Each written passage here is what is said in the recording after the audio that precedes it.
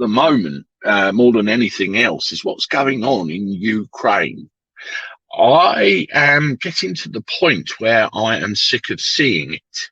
I don't want to go too far down this route because I know YouTube will make, a big song and dance about it with YouTubers that do go a little bit down the garden path, but I think it does need addressing.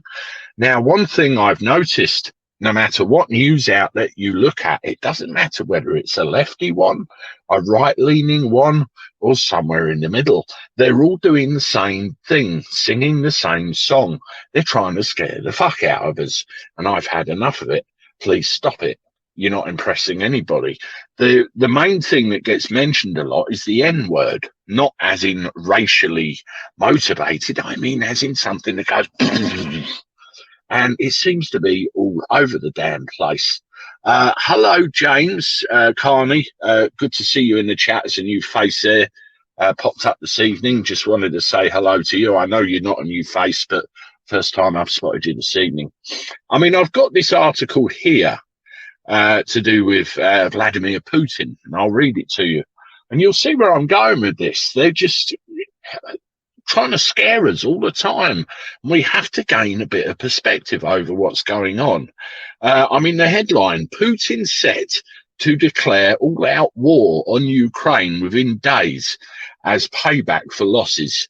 I mean, Russia have this military victory day. I think it's May the 9th, which they've celebrated every single year since the end of World War II, if I've got my history correct. And there seems to be a tie-in with that. But listen to this.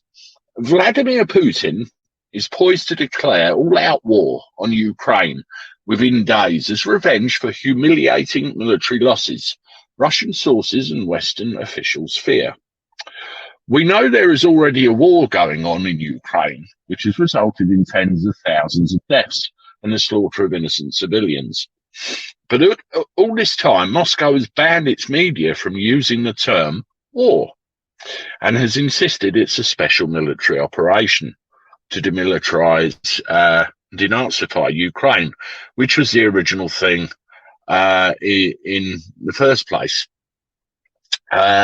This would enable mass mobilization of the population, meaning reservists would be called up, conscripts would be kept beyond their one-year term. Putin would also be able to declare martial law, which would allow the closing of Russia's borders and nationalization of large chunks of the economy. So in other words, putting the damn place on a war footing.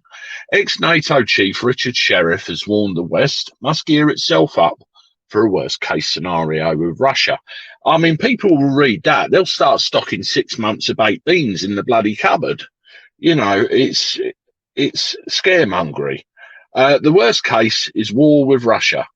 By gearing itself up for the worst case, it's most likely to deter Putin, because ultimately Putin respects strength, which is something we should, throw that way.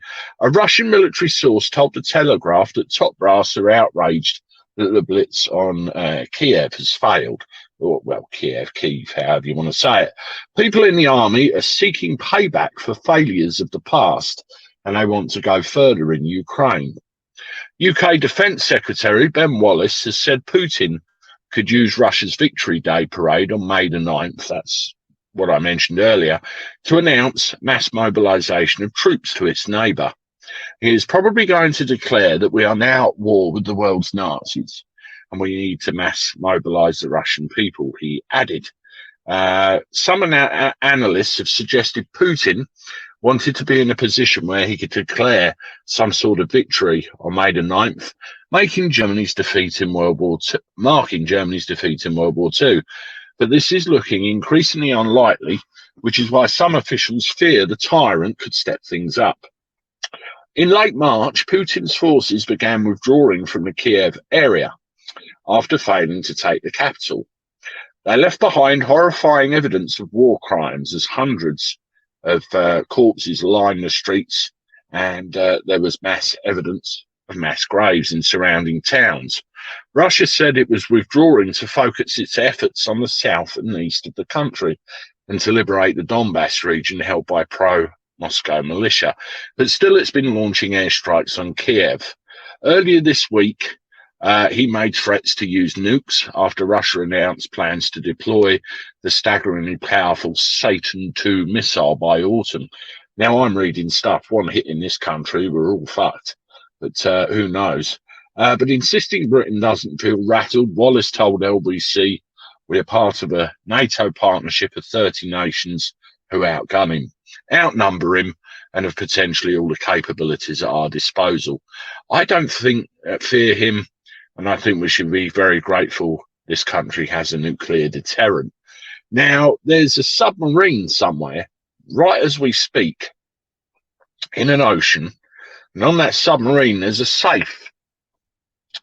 And in that safe, there's a piece of paper which Boris would have compiled, giving his written instruction as to what would happen in that event. And there are several options available to him. But in short, if anything attacked this country, Russia's toast. It's mutually assured destruction. That was the whole idea. MAD. That's why it was called it MAD. Nobody wins. Nobody wins. But the point of the matter is, I personally don't fear it so much, because what can we do? I just see it as they're trying to rattle us, they're trying to scare us all the time. I don't know what you guys think about this, but it's just the biggest distraction of all. We're all going to be blown to smithereens. Even my own mother was talking about clearing out the contents of her understairs cupboard to go under there. You know, it's a bit like the Blitz all over again, the phony war. You remember that at the start? It's, it's going to scare a lot of people, particularly